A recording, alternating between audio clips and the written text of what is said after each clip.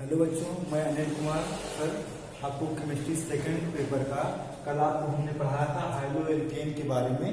आज उसके निर्माण के बारे में पढ़ेंगे। हाइलो एल्केन का मतलब, हाइलो मतलब हो गया आपका हाइड्रोजन समूह FClBrI। एल्केन का मतलब हो गया आपका एल्किल ग्रुप CH3 या C2H5। चलिए हम देखते हैं आज हाइलो एल्केन का निर्माण या विरचन। हाइलो एल्केन का निर्माण या विरचन। हाइलो एल्केन का निर्माण कैसे करते हैं? सबसे पहले एल्कोहल द्वारा करते हैं।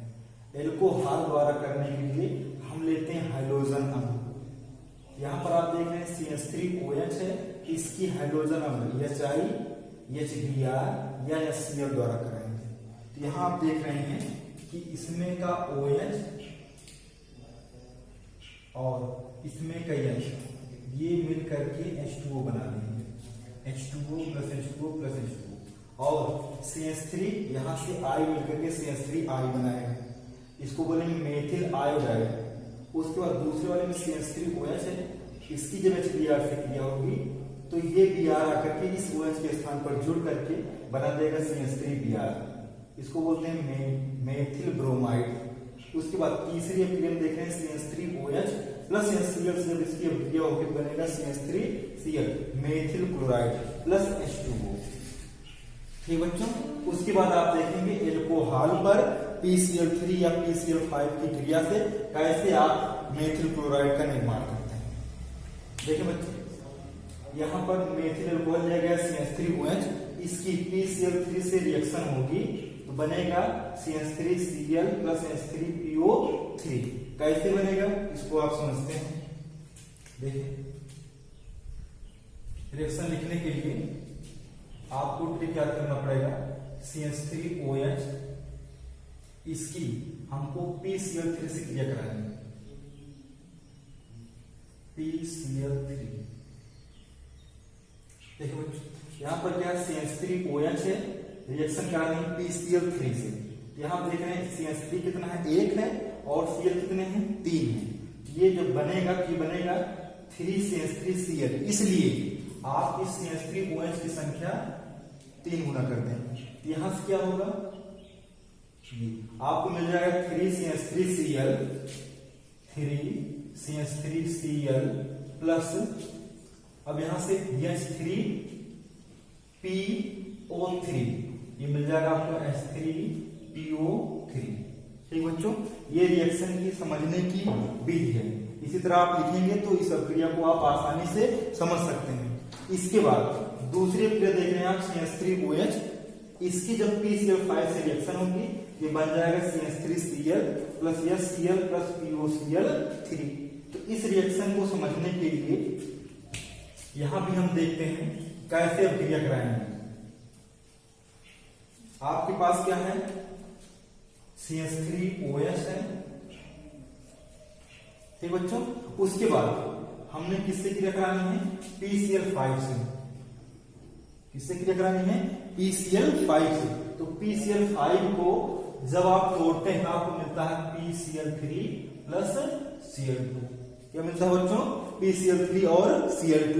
अब PCl3 और Cl2 को इसके नीचे लिख देना है। Cl2 जो है उसका 2 Cl, एक Cl इधर एक Cl इधर, बचा क्या है PCl3। PCl3 को भी आप ऐसे बीच में लिख देंगे। ठीक बच्चों, हमने क्या किया, CH3OH ऐसे लिख करके PCl3 को O के नीचे और 2 Cl में से एक Cl को H के नीचे और दूसरे Cl को CH3 के नीचे। अब इसको हम 3 पार्ट में डिवाइड कर देते हैं। तो यहां से यहाँ PCl5 आप नहीं लिखेंगे, जो बनेगा उत्पाद आपको याद करने की आवश्यकता नहीं पड़ेगी। क्या बनेगा, CH3Cl POCl3 और HCl।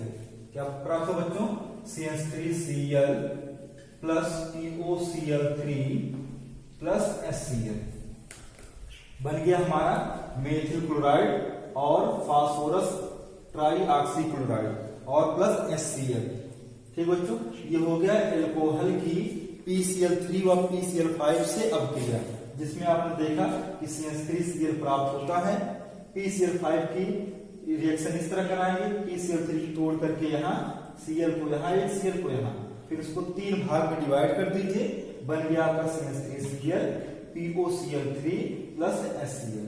और इसके पहले वाले में हमने क्या किया था, CH3OH एक लिया था, उसके बाद PCl3 से रिएक्शन करानी थी, हमने भी लिखा 3Cl लिखा। अब देख रहे हैं आप यहाँ एक CH3 था और यहाँ पर Cl की संख्या 3 थी, इसलिए हमने यहाँ पर 3 से गुणा करा दिया।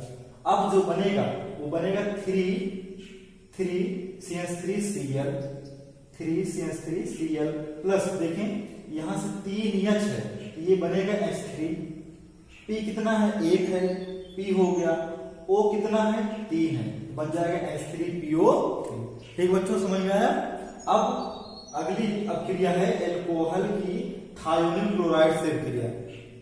इसमें बनता है methyl chloride plus hydrogen chloride gas plus sulphur dioxide gas.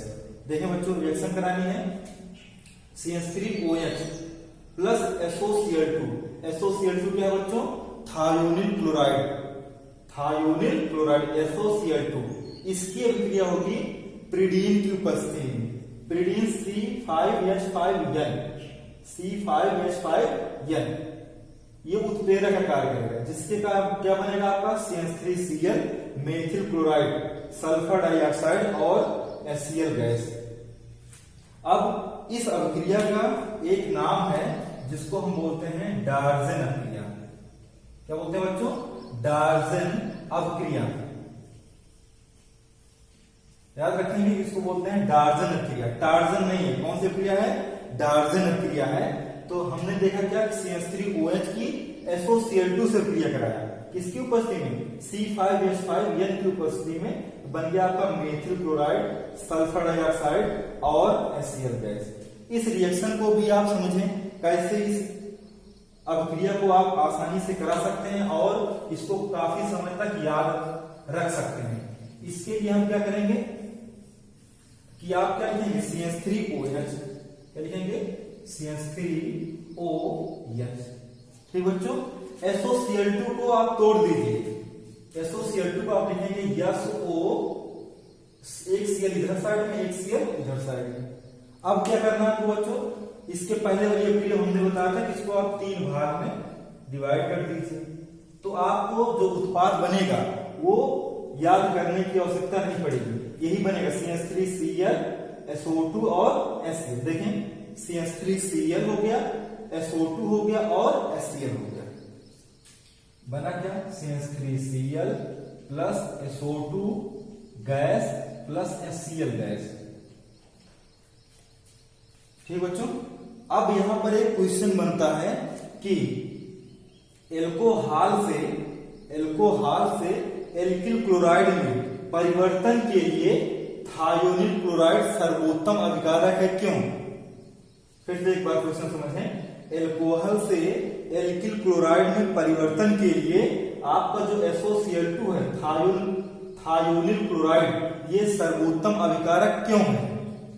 इसका आंसर क्या होगा कि जब आप उत्पाद में आपको मिल रहा है CH3Cl SO2 और HCl, ये उत्पाद है पूरा, क्या है, उत्पाद है। उत्पाद में ये CH3Cl और ये दोनों SO2 और HCl, ये दोनों गैसियस फॉर्म में होने के कारण आसानी से उत्पाद में से अलग हो जाते हैं। आपको सिर्फ क्या मिलता है, CH3Cl मिलता है। ठीक बच्चों, इस अभिक्रिया का नाम क्या था, अभी हमने लिखा था डार्जन अभिक्रिया। कौन सी क्रिया है, डार्जन अभिक्रिया। इसको आप क्या करेंगे, मोस्ट इंपॉर्टेंट कर लेंगे। उसके बाद यहां पर C5H5N जो है, इसकी संरचना हम बनाते हैं। ये बेंजीन के आकार की होती है, लेकिन यहां पर जो कार्बन नीचे होता है वहां पर क्या होगा, कार्बन को हटा करके एक नाइट्रोजन ग्रुप जोड़ दिया जाता है। ये रही pyridine की संरचना। ठीक बच्चों, ये हो गया हमारा डार्जन अभिक्रिया। इसके बाद जो हम पढ़ने चल रहे हैं वो है एल्केन के हाइड्रोजनीकरण द्वारा एल्किल हाइलाइड का निर्माण। ठीक बच्चों, देखें यहां पर क्या लिया है हमने, मेथेन लिया है। मेथेन का सूत्र होता है CH4। मेथेन का सूत्र क्या होता है, CH4। जब इसकी Cl2 क्रिया कराएंगे, यहां आप देख रहे हैं कि अंधेरे कमरे में कराते हैं तो कोई अभिक्रिया इसकी नहीं होती है। अंधेरे कमरे में कराने पर इसकी कोई अभिक्रिया नहीं होती है, जबकि इसी अभिक्रिया को प्रकाश में कराने पर कार्बन आपको ब्लैक पाउडर मिलता है और HCl के धुएं निकलते हैं।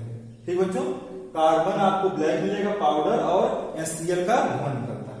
उसके बाद इसी अभिक्रिया को देखें आप CH4 प्लस Cl2 तो क्या बनेगा, यहाँ का एक हाइड्रोजन एक Cl द्वारा जुड़ करके HCl बना देगा, यहाँ पर हाइड्रोजन संख्या 3 बचेगी और इसमें का HCl जुड़ करके CH3Cl बना देगा। बस यही क्रिया आपको 4 स्टेप में दिखानी है। यहाँ का जो 4 हाइड्रोजन है वो 1 बाय 1 करके Cl द्वारा प्रतिस्थापित हो जाएगा और लास्ट में आपको मिल जाएगा टेट्राक्लोरोमेथेन। क्या मिल जाएगा बच्चों, टेट्राक्लोरोमेथेन। ठीक बच्चों, देखिए इनका नाम क्या है, CH3Cl जो है इसका नाम है मेथिल क्लोराइड या IUPAC समझे, इसको बोलते हैं क्लोरोमेथेन। उसके बाद दूसरा है CH2Cl2। अगर एक Cl रहता है तो क्लोरो लगाते हैं या मोनोक्लोरो, दो रहता है तो डाई क्लोरो लगाते हैं, तो इसका नाम होगा डाईक्लोरोमेथेन। इसका नाम क्या है CHCl3, इसका नाम है ट्राइक्लोरोमेथेन। क्या नाम है, ट्राइक्लोरोमेथेन। जिसका दूसरा नाम क्या है क्लोरोफार, जिसका दूसरा नाम क्या है क्लोरोफार। इसका यूज होता है निश्चेतक गुणों में। कहां यूज होता है, निश्चेतक गुणों में। अब निश्चेतक क्या होता है, आपने सुना होगा जैसे ट्रेन में यात्रा कर रहे होते हैं तो उनको क्या करते हैं कि जिनको सामान छीनना होता है वो क्या करते हैं, उनको रुमाल में छिड़क करके सुखा देते हैं, जिसके कारण वे बेहोश हो जाते हैं और जो लूटने वाले होते हैं उनका सामान लेकर के चले जाते हैं। ठीक है बच्चों, तो ये हो गया CHCl3 जिसको बोलते हैं क्लोरोफार और यूज कहां करते हैं, क्लोरोफार को निश्चेतक के रूप में। ठीक बच्चों, उसके बाद जब लास्ट प्रक्रिया हुई तो ये जो आपका CH4 था इसका 4 हाइड्रोजन हट करके क्या आ गया, 4 Cl आ गया। इसका नाम है टेट्राक्लोरोमेथेन, टेट्राक्लोरोमेथेन। ठीक बच्चों, हमने क्या पढ़ा अभी, एल्केन के हाइड्रोजनीकरण द्वारा एल्किल क्लोराइड का निर्माण। इसके बाद अगली क्रिया हम पढ़ने वाले हैं बच्चों, मार्कोनिकॉफ नियम द्वारा एल्किल हैलाइड का निर्माण। तो जो अभिक्रिया होगी उसका नाम होगा एल्कीन पर HCl का या HBr का योग। ठीक बच्चों,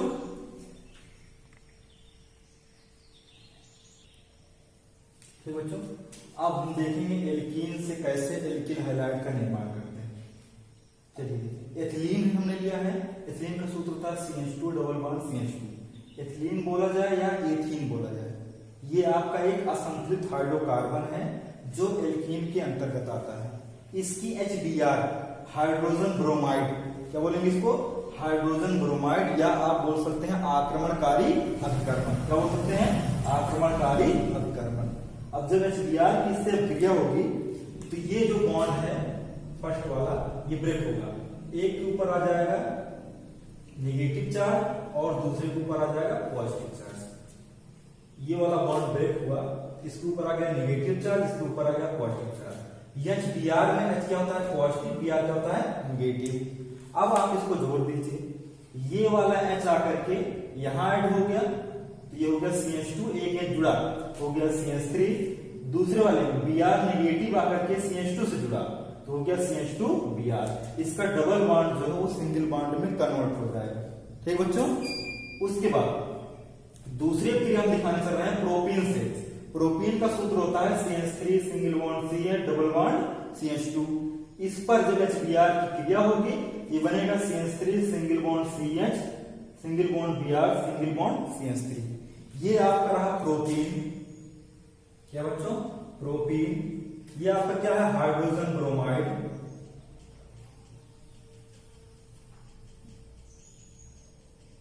क्या बच्चों, हाइड्रोजन ब्रोमाइड। जब प्रोपीन, इसको आप प्रोपीन 1 भी कह सकते हैं क्योंकि कार्बन नंबर 1 पर डबल बॉन्ड लगा हुआ है। जब एल्कीन पर, एल्कीन में हमने लिया प्रोपीन पर हाइड्रोजन ब्रोमाइड की अभिक्रिया होगी तो बनेगा CH3 single bond CH single bond Br single bond CH3। इस अभिक्रिया का नाम है मार्कोनिकॉफ नियम। मार्कोनिकॉफ का नियम।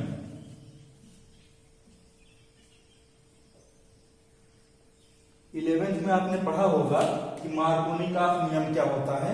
तो वहां आपको ये बताया गया है कि जब किसी एल्कीन पर, एल्कीन में हमने लिया प्रोपीन, किसी हाइड्रोजन ब्रोमाइड या किसी आक्रमणकारी अभिकर्मक की अभिक्रिया होती है तो यहां पर H जो है H पॉजिटिव के फॉर्म में होगा और Br नेगेटिव के फॉर्म में होगा।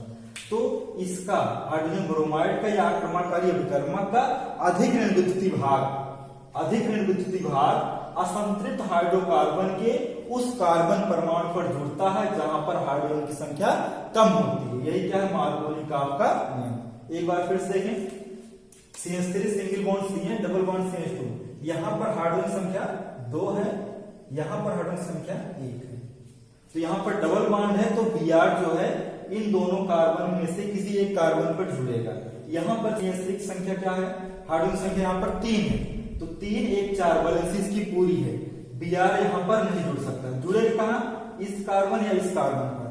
तो मार्कोनिकॉफ का नियम ये कहता है कि जब किसी असममित हाइड्रोकार्बन पर आक्रमणकारी अभिकर्मक की अभिक्रिया होती है, इसका जो निगेटिव भाग होता है असंतृप्त हाइड्रोकार्बन के उस कार्बन परमाणु पर जुड़ता है जहां पर हाइड्रोजन संख्या सबसे कम होती है।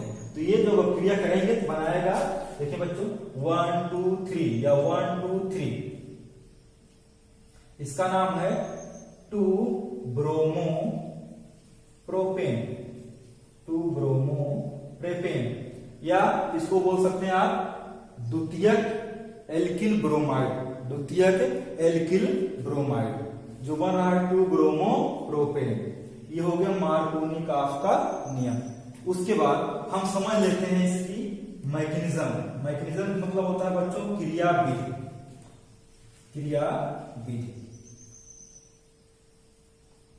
ये क्रियाविधि जो होगी वो आपको इसके अगली कक्षा में जब आप BSc या MSc करेंगे तो वहां भी आपको ये आपकी सहायता करेगी। तो आप कुछ थोड़ा सा समझ लीजिए, जैसे हमने क्या किया था, HBr लिया था, HBr से हमने क्या बनाया, देखिए HBr है तो यहां पर क्या होगा, हेट्रोलिटिक बॉन्ड फिजन होगा, heterolytic bond fission. Heterolytic bond fission का मतलब ये होता है कि ऐसा विदलन जिसमें साझे का इलेक्ट्रॉन युग्म, ऐसा विदलन जिसमें साझे का नियम से हमने क्या बनाया 2 ब्रोमो प्रोपेन। अब 2 ब्रोमो प्रोपेन जो बन रहा है मार्कोनिकॉफ नियम से, अब इसकी हम क्रियाविधि समझ लेते हैं। क्रियाविधि को इंग्लिश में बोलते हैं मैकेनिज्म, शॉर्ट में लिखते हैं MH। देखें पहले जो HBr आपने लिया है, HBr, इसमें क्या होगा, हेट्रोलिटिक बॉन्ड फिजन होगा। हेट्रोलिटिक बॉन्ड फिजन क्या होता है, इसमें साझे का इलेक्ट्रॉन युग्म अधिक ऋण विद्युतीय परमाणु पर स्थानांतरित हो जाता है, जिसके कारण उसके ऊपर आ जाता है निगेटिव चार्ज और उससे जुड़े दूसरे परमाणु पर आ जाता है पॉजिटिव चार्ज। ठीक बच्चों, अब जो H पॉजिटिव बना है इसको बोलते हैं इलेक्ट्रोफाइल। क्या बोलते हैं बच्चों, इलेक्ट्रोफाइल। इलेक्ट्रोफाइल का मतलब इलेक्ट्रॉन लविंग, इलेक्ट्रॉन से स्नेह रखने वाला, इलेक्ट्रॉन से स्नेह रखने वाला बोलते हैं H पॉजिटिव को। अब यहां इसको इलेक्ट्रॉन लविंग क्यों बोल रहे हैं, इलेक्ट्रोफाइल क्यों बोल रहे हैं, क्योंकि H के पास एक ही इलेक्ट्रॉन होता है। उसने क्या किया कि Br नेगेटिव उसको अपनी ओर आकर्षित कर लिया, जिसके कारण इसके पास इलेक्ट्रॉन नहीं बचे। एक ही इलेक्ट्रॉन था, वो भी Br नेगेटिव लेकर के चला गया, इसके पास क्या गया पॉजिटिव चार्ज। अब H पॉजिटिव वहां जुड़ेगा जहां पर इसको इलेक्ट्रॉन मिलेगा। ठीक बच्चों, अब देखें दूसरा स्टेप क्या दिखाएंगे, तो हो गया पहला स्टेप। दूसरा स्टेप है CH3 single bond CH double bond CH2। इस पर आप क्या करें, Br नेगेटिव की अभिक्रिया करा दीजिए। अब इसमें क्या होगा, ये वाला बॉन्ड ब्रेक होगा, इसके ऊपर आ गया नेगेटिव चार्ज, इसके ऊपर आ गया पॉजिटिव चार्ज। अब जो Br नेगेटिव है वो आ करके इसके पॉजिटिव भाग पर जुड़ जाएगा, बना देगा CH3 single bond CH single bond Br single bond CH2। इस कार्बन के ऊपर आ गया निगेटिव चार्ज। उसके बाद हमारा क्या बचा हुआ है, H पॉजिटिव बचा हुआ है।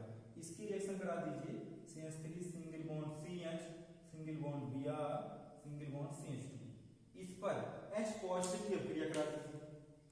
किसी क्रिया करा देंगे, H पॉजिटिव की। अब आप देख रहे हैं CH2 के ऊपर कौन सा चार्ज है, निगेटिव चार्ज है।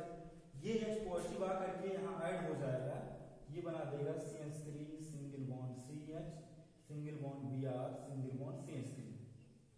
ये आपका बन गया 2 ब्रोमो प्रोपेन। क्या बन गया बच्चों, 2 ब्रोमो प्रोपेन। यही क्या है, मार्कोनिकॉफ नियम की क्रियाविधि है।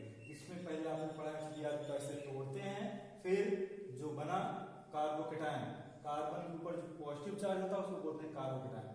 Br नेगेटिव आकर के इससे जुड़ा, CH3 single bond CH single bond Br single bond CH2, carbon के ऊपर नेगेटिव चार्ज। इसके बाद हमने क्या किया कि H पॉजिटिव से अब क्या करा दी, तो बन गया CH3 single bond CH single bond Br single bond CH3, 2 bromo propane. ठीक बच्चों, हमें आशा है कि आपको अच्छे से समझ में आया होगा। अगर नहीं समझ में आया होगा तो आप अगले दिन हमको बताएंगे, तो आपके जो 3rd लेक्चर होगा उसमें आपको फिर से ये समझा दिया जाएगा। धन्यवाद।